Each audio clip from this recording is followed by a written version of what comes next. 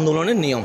যদি আমরা প্রথমে নেমে যাইতাম তাহলে আপনারা জানেন আন্তর্জাতিক মিডিয়া আমাদের ছবিগুলো দিয়ে মানুষকে বোঝাইতো মৌলবাদীরা মাঠে নামছে, তাহলে ছাত্রদের অধিকারটা পাইতো না। কিন্তু আমরা চাই না আমার ছাত্রের ন্যায্য অধিকার আমার কারণে লুণ্ঠিত হোক। যখন এটা স্বাধীন বাংলাদেশ, এটা 1952 নয়, 71 নয়, এটা পাকিস্তান নয়, ব্রিটিশ পিরিয়ড নয়। ছাত্ররা তাদের অধিকার আদায়ের জন্য রক্ত দিতে হবে।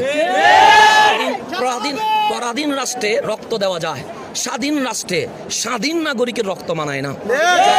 এই কোটা আন্দোলনের জন্য ছাত্র সমাজ রক্ত দিয়েছে এবং জাতির কর্ণধার শিক্ষকরা আজ রিমান্ডে গিয়েছে এবং আমাদের সন্তানরা জেলে গিয়েছে। এই অন্যায় এখন আর ছাত্রদের ভিতরে নাই, এটা সারা বাংলার আপামর জনতার আন্দোলন হয়ে গেছে। তাই এখন আর আমরা মিম্বরে, মাঠে, ওয়াজে, মাহফিলে বলে সীমাবদ্ধ থাকা এটা আমি কাপুরুষতার লক্ষণ মনে করি। সেই জন্য আমি আজ আমার নিজস্ব মানুষত্ব